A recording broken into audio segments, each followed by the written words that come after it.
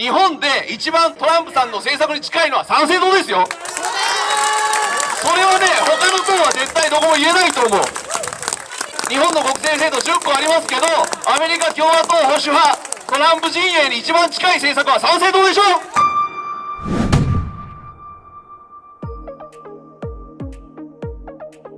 今まで右だ左だというふうに政治的な思想が分かれたと思います。保守か革新かみたいな。参政党は保守か革新かというカテゴリーで訴えをしてないんですね。我々はグローバリズムか反グローバリズムかというふうな形で自分たちの立ち位置を示すことが多いです。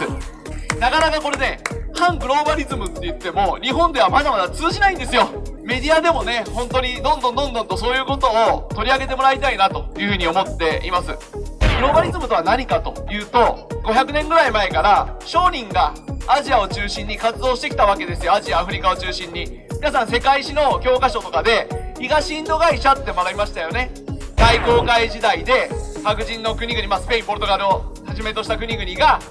世界にこうどんどん侵略をしていった。そこで奴隷売買とか麻薬の売買とかで、あと最終的には戦争の武器ですね。こういった売買を通じてどんどん力をつけていく。最初は王族とか貴族のお金を預かってやってるわけですけども、出資してもらってやってるわけですけども、商人どんどん力をついてくると逆に銀行とかをどんどん買収していきます。そして国境を越えてお金を動かす国際金融資本というものができるわけですよ。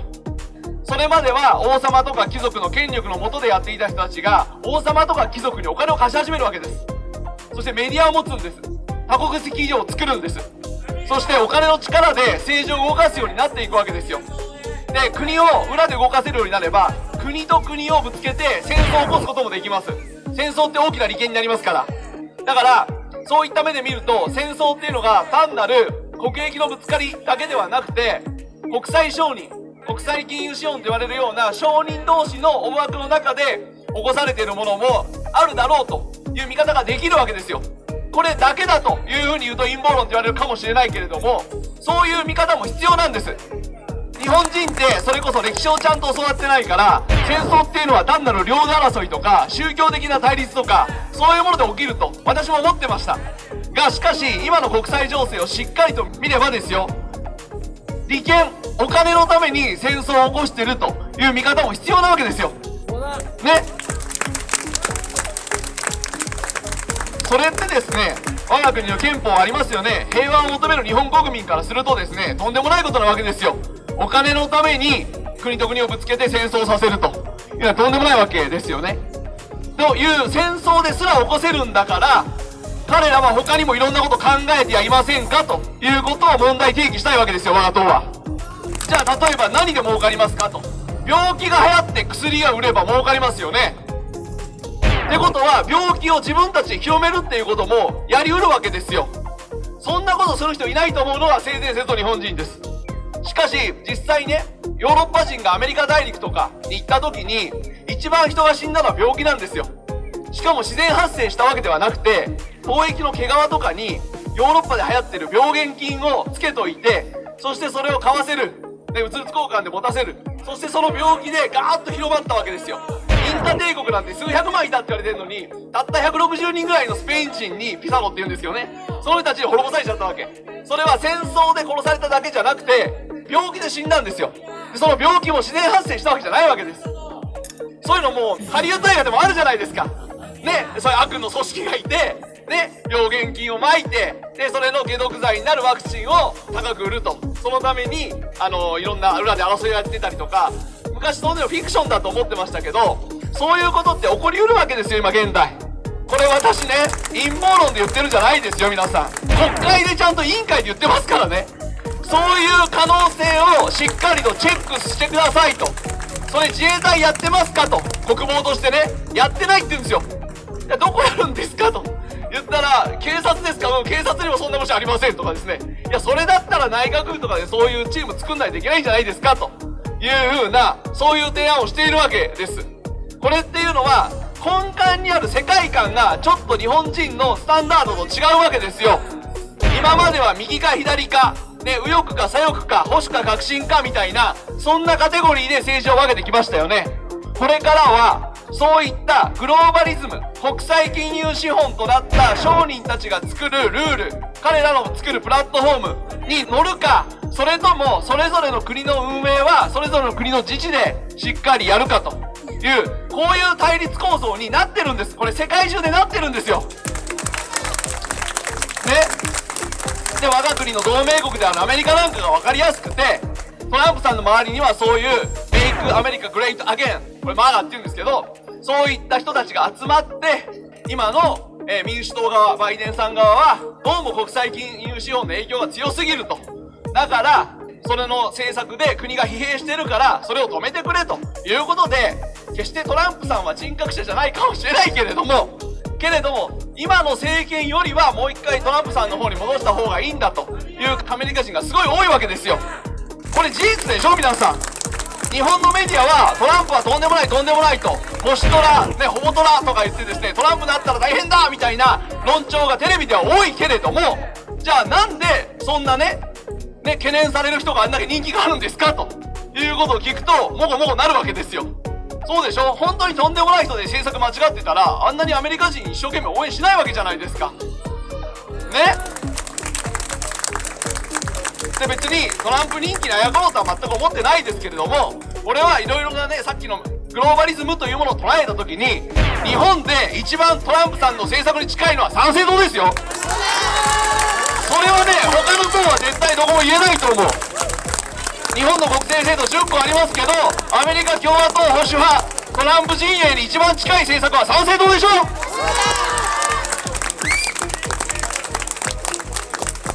ね、これもし我々アメリカの政党だったらもっと人気あると思うんですけど、日本ではまだまだ知名度もありませんし、それはなぜかというと、テレビがそういうマトリックスとか対立構造をちゃんと示してくれないからです。で、それを陰謀論だとか言うわけですよ。まあ幸い我々極右だとは言われてませんけども、ヨーロッパでこういうこと言うと極右って言われますね。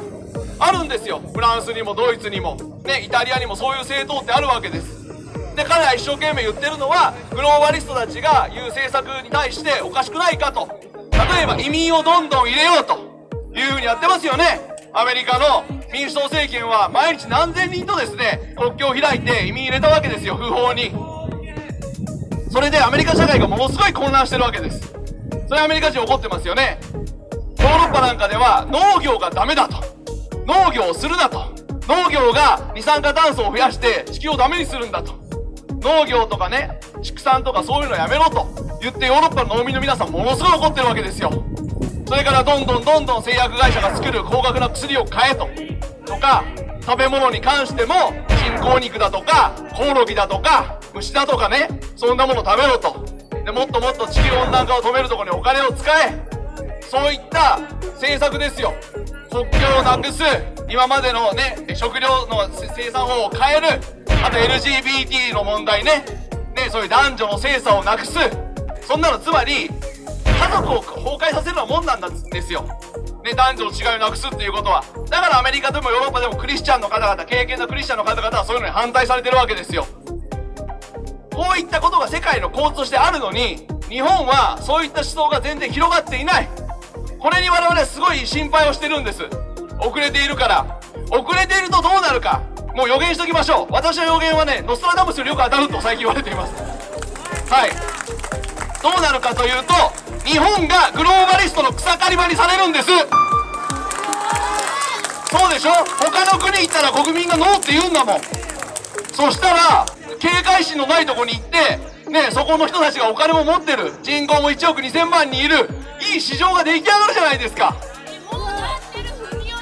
それが前の安倍さん、前総理の安倍さんぐらいまではちょっとずつは開かれていたけれども、ブロックされてたわけですよ。で、安倍派とかもブロックしてくれたわけですよ。それがどこの県か忘れましたけど、菅総理になってからですね、ちょっと開かれてで、今のね、広島の総理になってからは一気にもう門戸が開いてる感じなんですよ。私たちはそこにものすごく心配をしてるんです。ね、別にね、私はね、岸田総理が嫌いだとか、なんとかメガネとかそういうのは言うなって言ってるんですよ、党員にも。個人の話じゃないから。でも彼が進めようとしてる政策はおかしいということとか、これもどこの県か忘れましたけど、なんとか大臣がやっているデジタルの政策とかワクチンの政策がおかしいということは言ってるわけですよ。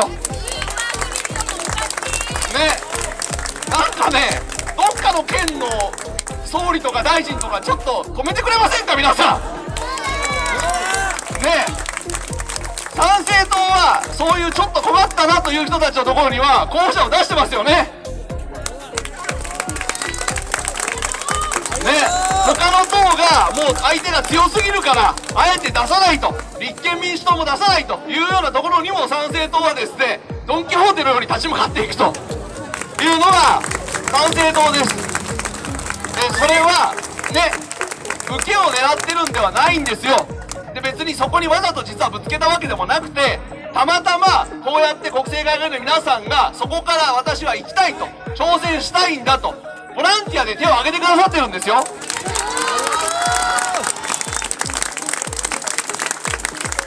その根底にある思いというのが、このグローバリズムの流れを止めないといけないということです。で、なんで止めないといけないかっていうと、日本が草刈り場になるから。草刈り場になるとどうなるかというと、我々は貧しくなります。そして国民としての主権をどんどん削られていきます。彼らが作ったルールの上で生きなければいけなくなります。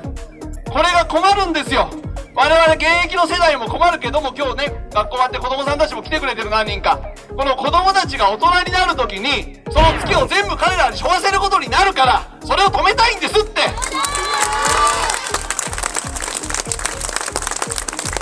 そんなことね、毎日外長とかね、国会で言ってるのが私ですよ。もう疲れましたよね。だって国会でそんなこと言ってたら空気変わりますもんね。何言ってんのって感じになりますよ。でも私はそうなったら困るから、私たちの心配がね実現しなければ一番いいんですよ。参政党が言ってたことはね、単なる杞憂だったねと、ね、単なる陰謀論だったねと10年後20年後言えるんだったら、もうそれで私たちは幸せです。けれども、そういった最悪の事態を起こさないためには誰かがちゃんと注意を払っとかないといけないじゃないですか。こういう可能性がありますよと、こんなことにはならないようにしてくださいねということをしっかりと指摘し、議事録に残し、そして一人でもそういうことに意識を向けていただく国民を増やさないといけないですよね。それを一緒にやりたいんです、皆さんと共にね。さっき藤田さんも言ってくれたけど、一人一人で言ってたって単なるバカ野郎って言われるわけですよ。陰謀論者って言われるわけですよ。極右って言われるわけですよ。そうだったでしょ皆さん。だから一人一人じゃダメで、ちゃんと政党にしましょうよと。で、最初は政治団体でした。それが2年前の参議院選挙で奇跡的に国政政党になれたんです。これすごいことじゃないですか皆さんね。あれだけ叩かれてね、今日はね1人いらっしゃってますけど、こんなのが10人も来るんですよ。もう2年間ずっと続いてるんですよ。答えろ、質問しろ、させろとか言って答えても答えても来るんですよ。でどんどん数増えてくるんですよ。めんどくさいでしょ皆さん。なんかあれですか、明日朝起きたら神谷宗平に なりたい人がいませんか1週間神谷宗平やってもらえませんか。わかりますよ、どれだけのストレス感じるかね。皆さんに3日間ずつぐらい変わってもらいたい本当ね。なんででもそれでも曲げないかというと、やっぱり日本のことを思ってるからですよね。さっきね内田さん言ってくださったけども、日本はもっと強かったし賢かったんです。それが1回戦争に負けただけでここまでやられるかというぐらい今弱ってますよね。で、何が弱ってるかってね、一番はやっぱり大人の心ですよ。精神が弱ってると思います。だって立ち向かう人がいないんだもんね。おかしいことおかしいって言ったら確かにね、王様の耳はロバの耳じゃないけど、最初はみんなから白い、言葉悪いのか、みんなからね冷めた目で見られるわけですよ。そんなので僕は毎日経験してるから。けども言い続けてたら国政政党ができたんですよ。言い続けたらこういう仲間ができたんですよね。言い続けたらこうやって平日の夕方にね100人以上もこうやって集まって皆さんが立ち止まってお話聞いてくださってるわけですよ。そんなの僕だって一市議会議員でしたし、政治諦めたこともありましたね。人で誰も聞いてくれないところで何回も演説しました。そのことから思えば今この場があること自体が私にとっては奇跡だし、これだけの国民の皆さんが一緒にね思い持ってやってくれるんだという状態ができてるわけです。もちろん今叩かれてますし大変ですけれどもこんなことでへこたれる気は一切ないし、なぜならもっと最悪な状態を僕はいっぱい経験してるからです。だからこの、今のねいろんな逆境も乗り越えて今度の中国の選挙とかでもですね補選でもしっかりと国民の皆さんに訴えて一人ずつ皆さんに理解をしてもらうということですよ。参政党が何を訴えてるのか何を心配してるのかです。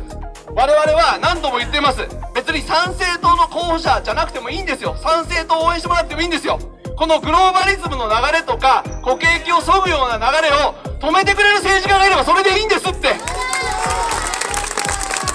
ね。それをやるっていう人が入ってきてくれれば参政党を全然任せてもいいですよ。そうじゃない人たちが乗っ取ろうとした時は止めるけど、そういう思いで最前線でやってくださるんだったらもうどんどん任せてやってもらいたいと思っています。参政党がやっていきたいことはそうです。ちゃんと見といてください。いろいろ言う人いるけれども結局ねその時その時で切り取ってね悪いことだけ並べたら悪い党になるしいいことだけ並べたらいい党になるわけですよ。そうじゃなくて時系列でしっかりとどういう人たちがどういう思いで作って何を積み上げてきたのか何を主張してきているのかで一番見てもらいたいのは国会の質問とか質問終了ですよ。あれがね参政党の一番訴えたいことだからですよね。そこに一切触れずにどうでもいいことばっかりね切り取ってわちゃわちゃ言ってる人たちのねそんな言葉に乗る必要はありませんね。我々日本人がそんなとこに右往左往している時間はありませんって。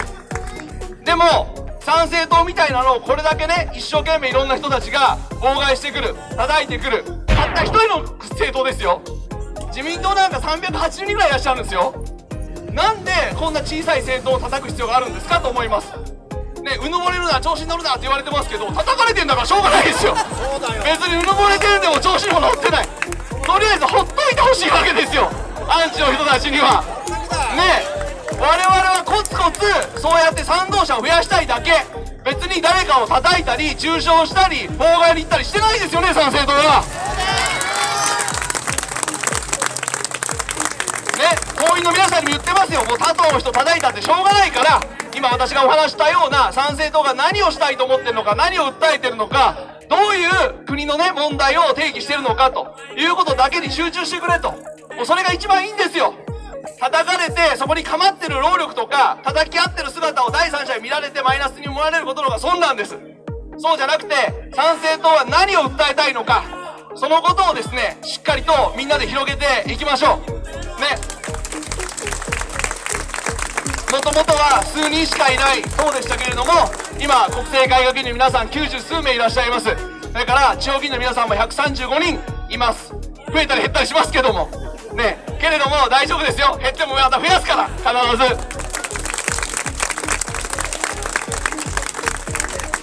ね。そういった形でどんどん一緒に訴えてくれる人が増えています。私は国会で一人運転してますけども今日佐野留美さんがそこにね立ってて見えますけどもはい彼女は海老名の市議会議員の佐野さんですね。はい佐野留美さんと佐野ルツさんがいるからややこしくなってきたはい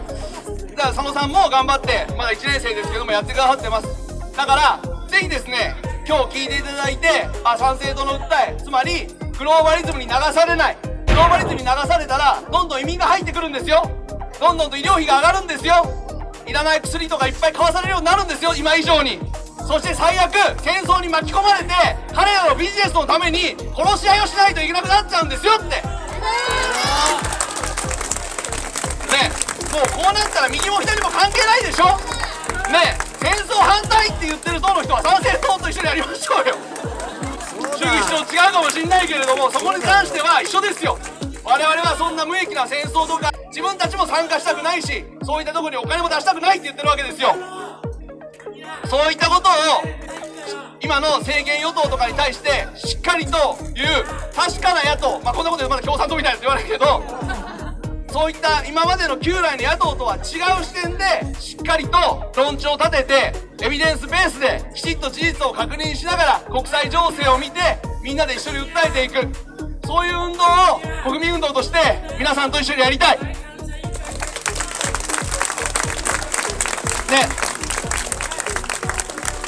神奈川県は東京に次いで日本で2番目に党員が多い県です。大阪といつも競ってますけども、でも神奈川県たくさん党員の皆さんいてくださる、国政会議員もたくさんいてくださる。今東京でも頑張ってますけども、ぜひ今回次の衆議院解散選挙がある時には神奈川県でも大きなムーブメントを起こしていただきたいと思います。今神奈川県では松田学さんが比例代表として、前代表の松田学さんがですね、比例代表の候補者として頑張って活動してくださってます。今日も一緒にって話もあったんですけども、松田さんいつもやっていただいてるから今日は私にやらせてくださいという形で私が来ましたけども、普段は松田学さんがね、一生懸命マイク持ってやってくださってますから、松田さんも同じ思いです。グローバリズムと戦うんだということを私以上にですね、声を上げてやっていただいているのが比例候補の松田学ですね。